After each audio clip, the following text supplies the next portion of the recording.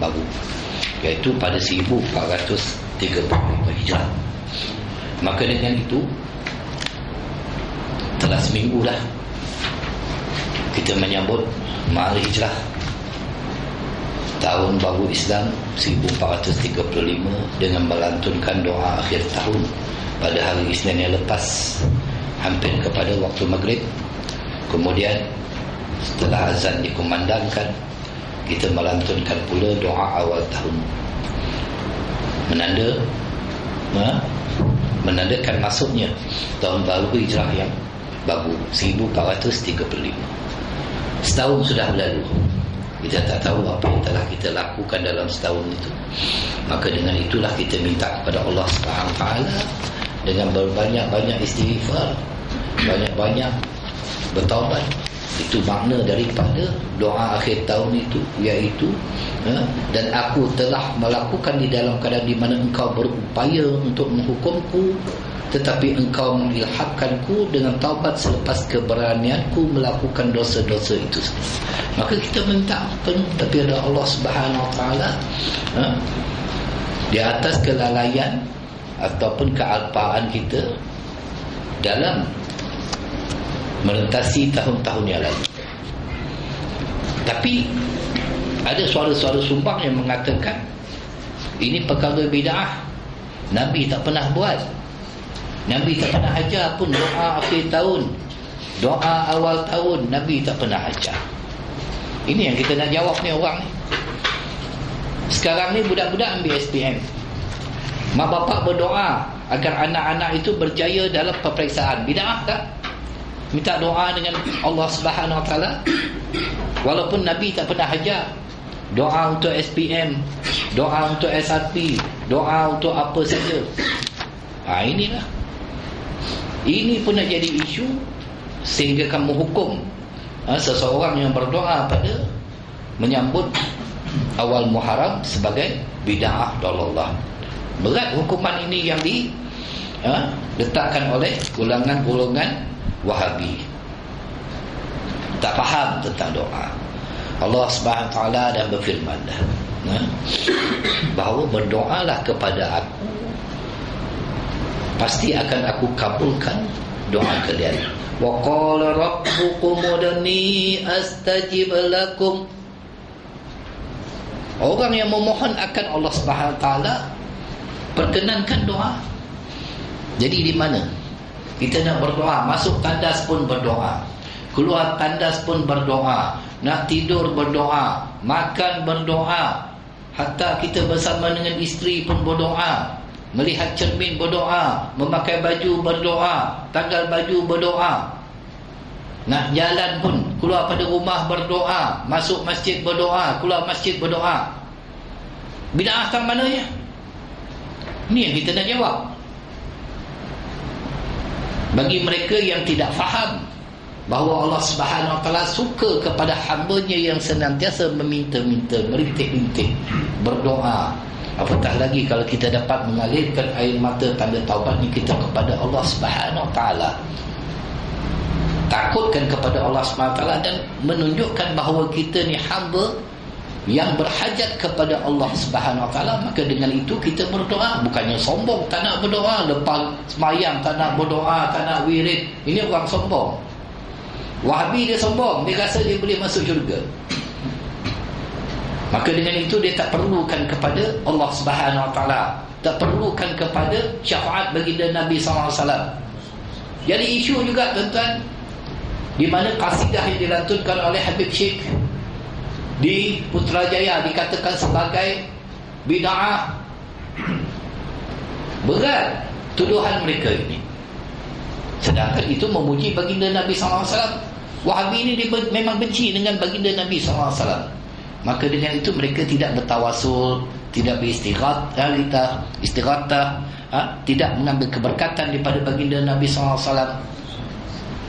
Tak ada mahabbah cinta mereka itu kepada Nabi SAW. Tetapi bagi orang yang nak menzahirkan mahabbah cinta kepada Nabi SAW dituduh sebagai bid'ah. Ini kerja Wahabi Mujassimah. Akidah mereka itu akidah yang batil, Akidah yang menjisimkan, mentasbihkan zat-zat Allah, sehingga kan Allah Subhanahu Wa Taala itu dikatakan duduk di atas arasy. Allah itu diumpamakan seumpama makhluk. Makhluk ada muka, Allah ada muka tapi tak sama, dia kata. Makhluk ada tangan, Allah pun ada tangan tapi tak sama. Makhluk melihatnya makhluk dengan mata, Allah pun melihat. Jadi mata Allah tak sama dengan makhluk. Ini fahaman Wahabi. Kalau tak tahu, mereka ini memahami ayat secara zahir, sedangkan ayat itu hendaklah kita fahami daripada penafsiran para ulama muktabar. Kita Al-Quran tak faham, kita rujuk kepada mufassir. Hadis, merujuklah kepada muhadis, kerana mereka itu lebih lagi memahami Al-Quran. Nak faham tentang Al-Quran bukan mudah. Bukan boleh kita baca terjemah sendiri. Tapi Wahabi hari ini sudah, terutamanya mantan mufti polis, ajar orang berpegang kepada Al-Quran dah sudah, tafsir sendiri, tak ikut lagi kepada ulama-ulama mutabar, seumpama ulama yang telah pun membawa akidah yang sahih, iaitu Imam Abu Hasan Al-Asy'ari dan Imam Abu Mansur Al-Maturidi. Dia tulis dalam blog dia, dia tulis dalam Twitter dia, jangan kita ikut Asy'ari, dia kata. Siapa asli ni, siapa? Kena jawab. Dia nak mengatakan jangan ikut Imam Abu Hasan Al-Asy'ari ni, kerana mereka menafsirkan hadis Nabi SAW, kullu mahdatsatin bid'ah wa kullu bid'atin dalalah wa kullu dalalatin finnar. Tiap-tiap yang baru adalah bid'ah, dan tiap-tiap bid'ah adalah sesat, dan tiap-tiap yang sesat masuk dalam api neraka, dia kata. Inilah tafsir cara Wahabi, faham secara zahir. Kalau kita baca pun memahami hadis-hadis Nabi SAW. Bagi mereka yang melintasi kita ketika dalam solat, kita halang dia. Kali kedua dengan keras, iaitu kita membunuhnya. Adakah boleh kita bunuh? Nak kena faham dalam penafsiran ini, bagaimana kita mentafsirkan ayat-ayat yang telah diturunkan di dalam Al-Quran. Bukan boleh kita menafsirkan seumpama surah Taha dalam ayat yang kelima, Ar-Rahman 'alal 'arsy istawa, Allah Ar-Rahman di atas arash istawa. Bukan Allah itu duduk di atas arash. Duduk itu sifat makhluk. Allah tidak berhajat kepada arash, kerana Allah itu menciptakan arash. Allah telah wujud sejak azali lagi. Laisa kamitslihi syai'un. Tak sama Allah itu dengan makhluknya. Walam yakul lahu kufuwan ahad, tidak sebanding dengan makhluk, tak sama langsung. Tapi mereka mengatakan Allah itu duduk di atas arasy. Ini akidah, tuan-tuan. Itu sebab kita nak terang kepada tuan-tuan akidah. Sebab sekarang ni akidah Wahabi dah merebak merata-rata. Akidah Syiah lagi teruk. Sekejap lagi kita tunjukkan macam mana Syiah melanat Sayyidina Abu Bakar, Sayyidina Umar, melanat Sayyidina Aisyah radhiyallahu anha, sehingga kan Sayyidina Aisyah radhiyallahu anha yang dipanggil oleh baginda Nabi SAW sebagai Humaira, dikatakan Humaira itu bermaksud Kaldai. Jahat Syiah. Semalam berita macam mana salah seorang penguasa Jabatan Agama Islam Pahang ditembak oleh lelaki yang pakai jubah hitam, pakai kopiah, bagi salam, tembak turun, mati. Kerana penguasa ini telah membenteras Syiah sekeras-kerasnya. Dan Syiah adalah sesat, menyesatkan. Ini Syiah. Bagi dia, ahli sunnah ialah kafir dan wajib mereka bunuh. Kita akan tunjukkan bukti-buktinya. Timbul pula Wahabi sama juga. Kalau kita menyusuri sejarah Wahabi, mereka itu telah membunuh ribuan umat Islam di Mekah dan Madinah ketika mereka menakluki Mekah dan Madinah. Jadi diketuai oleh Muhammad Ibn Wahab, pengasas Wahabi, yang bergabung dengan Saud, yang mempunyai kekuatan politik. Hari ini Wahabi Malaysia pun bergabung dengan kekuatan politik yang ada di negara kita. Ini kita nak bagi tahu kepada jabatan-jabatan agama, memantau orang-orang macam ni yang telah menyesatkan orang yang mengikut akidah Asy'ariyah dengan menuduh sebagai Jahmiyah sesat. Tahu siapa dia? Imam Abu Hasan Asy'ari ini kita dah kenal dia. Yang kita belajar tauhid sifat 20 wujud qidam baqa mukhalafatu lil hawadis qiyamuhu bi nafsi wahdaniyat qudrat iradat dan sebagainya. Wahabi juga mengatakan Allah Subhanahu Wa Taala itu sifatnya turun, boleh turun pula dekat langit. Adakah Allah Subhanahu Wa Taala itu sebagaimana manusia turun naik tangga macam tu? Ini berdasarkan kepada hadis Nabi sallallahu alaihi wasallam, yanzilu rabbuna kulla yaumin ila sama'id dunya. Setiap hari Tuhan turun di langit dunia. Dia kata Allah tu turun. Yang turun bukan Allah, yang turun ialah rahmat Allah. Begitu juga mereka mengatakan Allah itu ada tangan tapi tak sama macam manusia, berdasarkan kepada hadis yang menyebut Al-Hajaratul Aswad yaminullahi fil ard. Hajar Aswad tangan kanan Allah di bumi. Adakah Hajar Aswad itu tangan kanan Allah? Allah ada tangan kan? Ini tak faham tentang hakikat ayat-ayat ataupun hadis-hadis mutasyabihat yang samar-samar. Maka kita rujuk pada para ulama yang mutabar, ulama-ulama yang dulu tak pernah tercemar diri mereka dengan muzik, tak pernah tercemar dengan TV, hiburan, sukan dan sebagainya. Ada pun hari ini mengaku sebagai ulama tapi duk dengar lagu muzik, duk tengok filem, duk bercampur gaul dengan artis.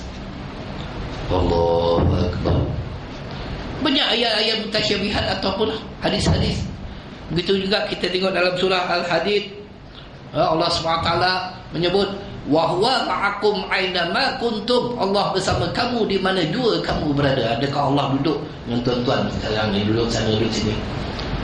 Bukan begitu untuk kita memahami.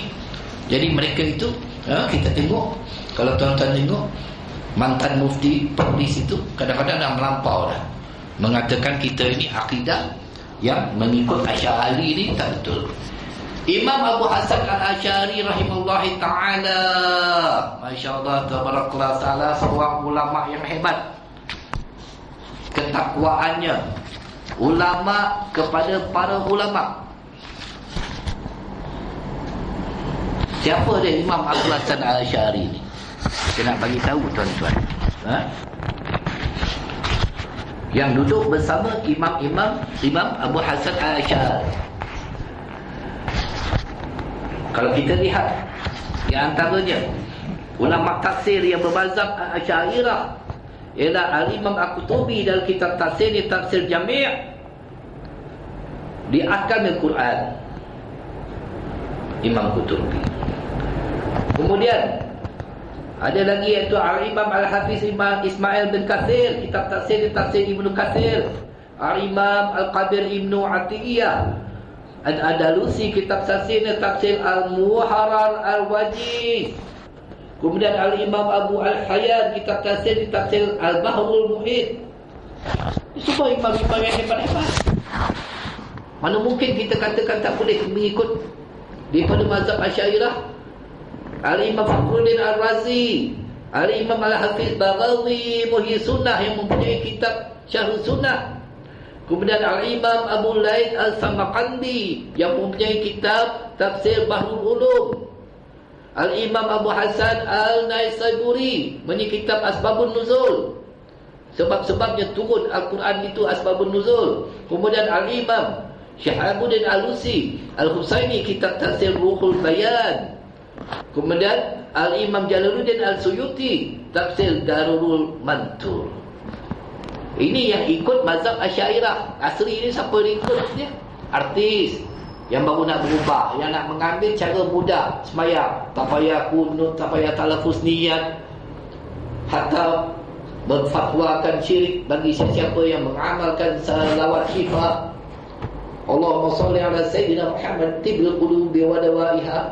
Dia nak mencari populariti sehingga kan mengeluarkan kenyataan yang bukan-bukan. Ini yang kita nak jawab, tuan-tuan. Saya jawab di mana saja.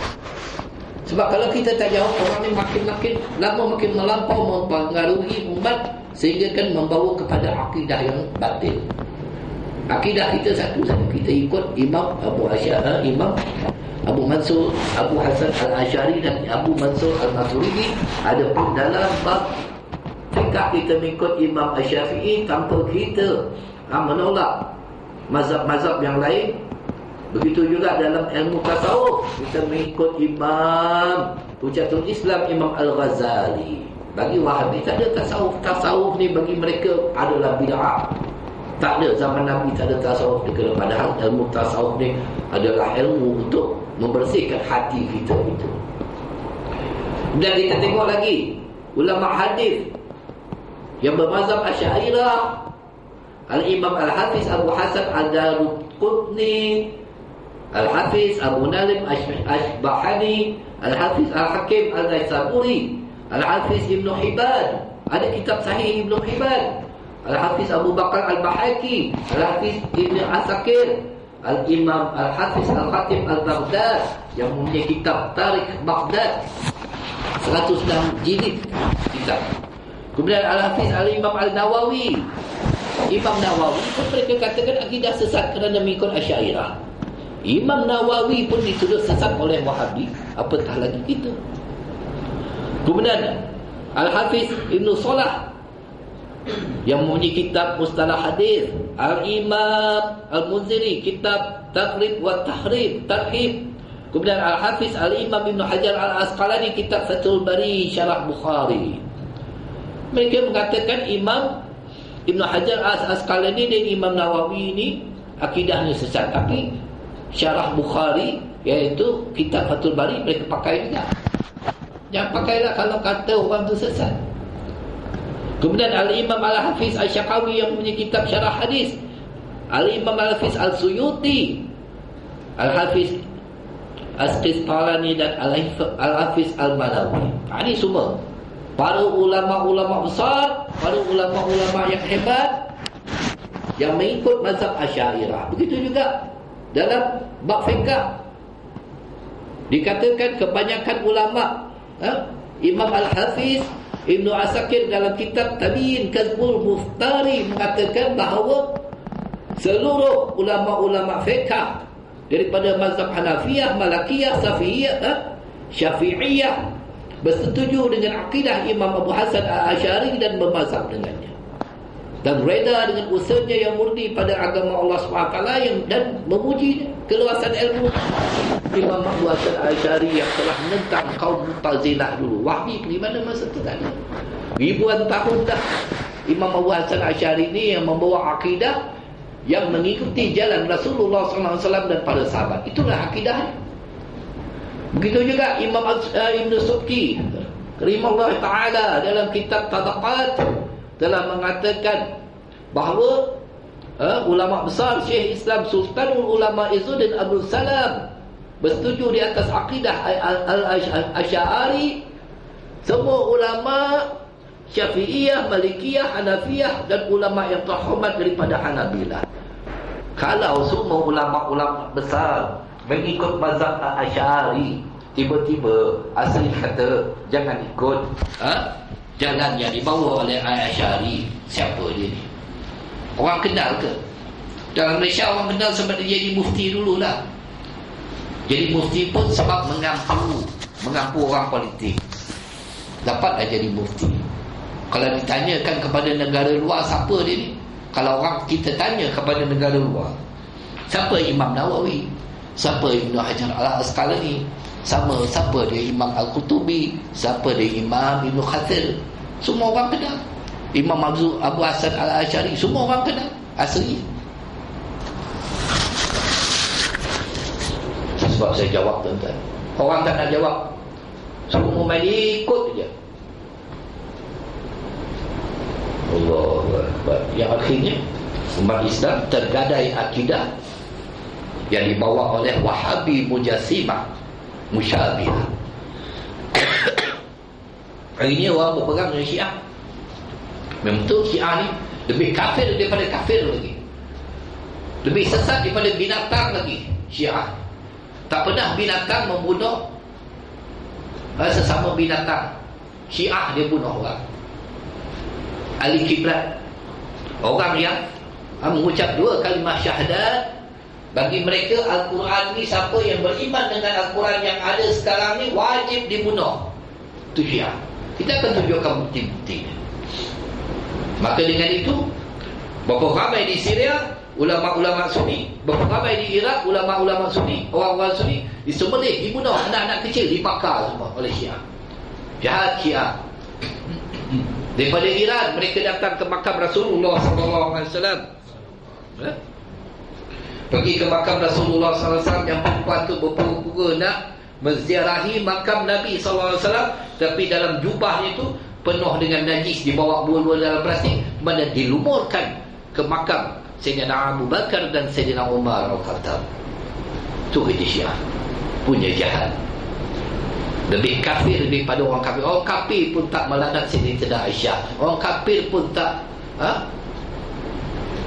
mengatakan sesuatu tentang Sayyidina Abu Bakar dan Sayyidina Umar. Tapi Syiah sanggup. Kerajaan kita telah mengharamkan Syiah. Sampai marah Presiden Iran dalam wawancaranya, dia marah pada kerajaan kita, dan ulama-ulama mereka sekarang mengecam negara kita kerana telah mengatakan Syiah itu sesat. Memang sesat. Sesatnya. Dia boleh buat taqiyah, dia boleh buat muta'ah. Bini dia, kalau dia kahwin, dia ada bini, itu bini dia.